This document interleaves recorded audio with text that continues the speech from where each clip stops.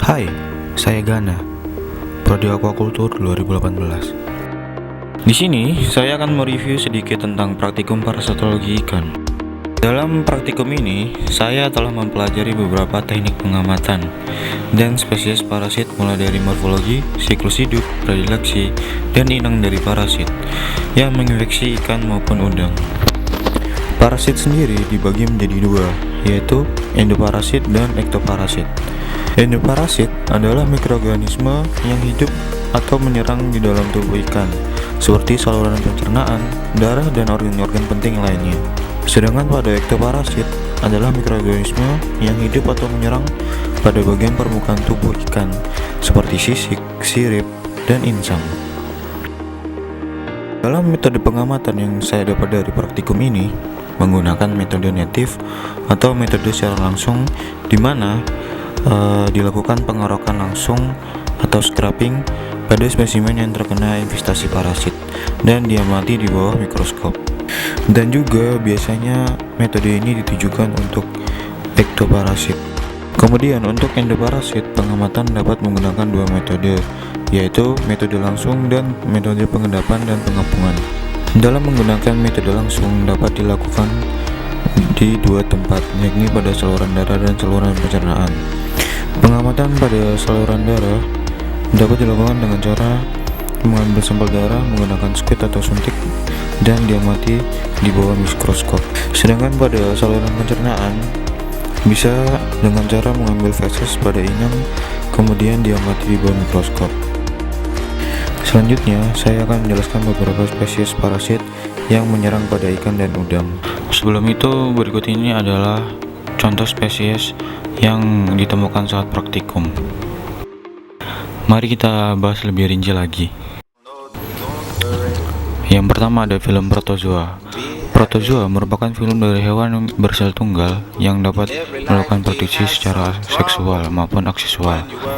Karakteristik umumnya protozoa ini yaitu berkembang biak secara membelah diri dan juga secara konjugasi. Kemudian memiliki alat gerak berupa kaki semu atau bulu getar seperti silia, bulu cambuk seperti flagel, dan dengan sel itu sendiri. Selain itu, juga memiliki sifat yang heterotrop. Berikut adalah contoh spesies yang umumnya dari protozoa, yaitu Trichodina. Trichodina merupakan protozoa berbentuk cakram bulat seperti mangkok dengan gigi-gigi yang terdapat di bagian tengah. Sisi dari tubuhnya berbentuk cembung, berfungsi sebagai tempat menempelnya silia, dan juga berfungsi sebagai pergerakan pada permukaan tubuh inang. Kemudian siklus hidup Trichodina sangat sederhana, dia memiliki satu host definitif dan tidak memiliki host intermediate.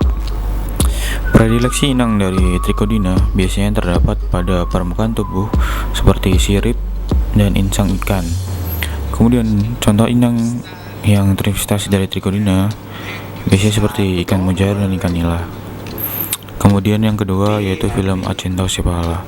Acanthocephala sendiri adalah spesies cacing yang memiliki duri atau proboscis di bagian kepala.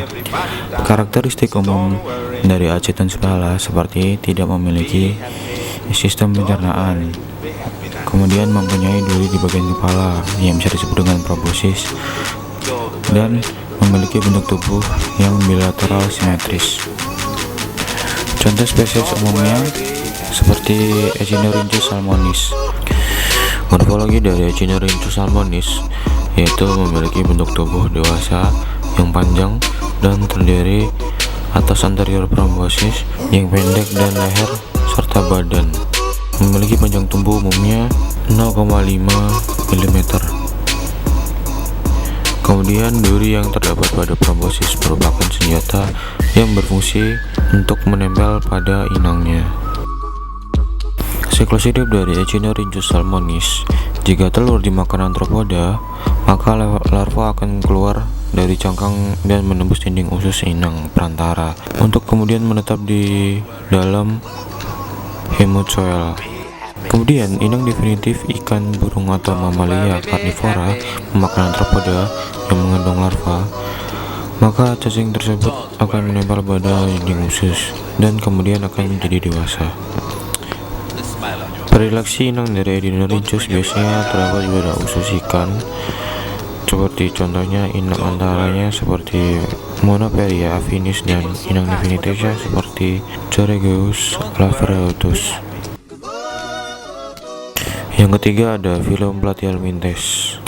Platyhelminthes merupakan cacing yang bertubuh pipih, dan karakteristik umum Platyhelminthes yaitu memiliki bentuk tubuh yang simetri bilateral dan tubuh pipi dorsoventral, dan memiliki 3 lapisan sel yaitu ekto, meso, dan endodermis. Kemudian tidak memiliki rongga tubuh. Contoh parasit yang umumnya menyerang seperti Ligula intestinalis. Ligula intestinalis adalah parasit yang umumnya dan tersebar luas dengan siklus hidup terdiri dari 3 host, termasuk kopepod dan ikan sebagai inang perantara dan burung sebagai inang definitifnya. Telur parasit dilepaskan melalui kotoran burung ke dalam air dan berkembang menjadi larva Claridium bersilia. Kemudian bertahan hingga 1 hingga 2 hari di dalam air dan berkembang menjadi presersoid. Kemudian ikan memakan prosersoid dan berkembang menjadi copepod. Dan selanjutnya larva prosersoid akan berkembang di rongga tubuh ikan setelah dimakan dan dicerna oleh ikan. Predileksi dari Ligula intestinalis biasanya terdapat pada bagian usus dari inang. Kemudian yang keempat adalah filum Arthropoda.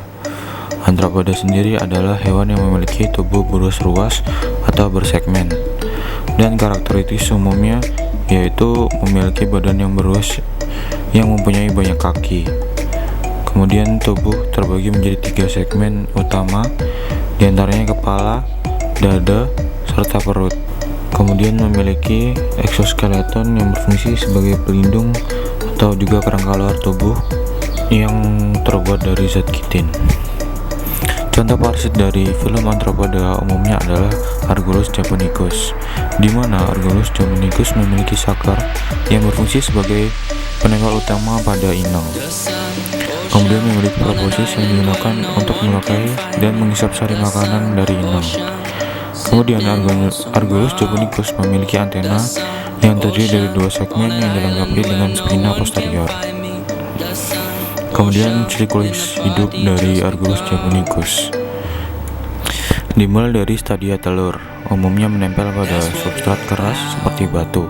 Setelah metas, parasit ini berkembang biak menjadi Metanopeus. Metanopeus akan mengalami pergantian kulit menjadi stadium juvenil setelah menemukan inang. Kemudian Argulus japonicus akan mengalami pergantian kulit tergantung pada suhu. Kemudian pada deteksi inang dari Argulus japonicus biasanya terdapat pada bagian permukaan tubuh, insang, dan sirip inang. Parasit ini hanya memiliki 1 inang definitif, yaitu ikan tawar, seperti ikan mas dan ikan koi. Sekian dari penjelasan saya, mohon maaf jika ada kesalahan. Akhir kata, wassalamualaikum warahmatullahi wabarakatuh.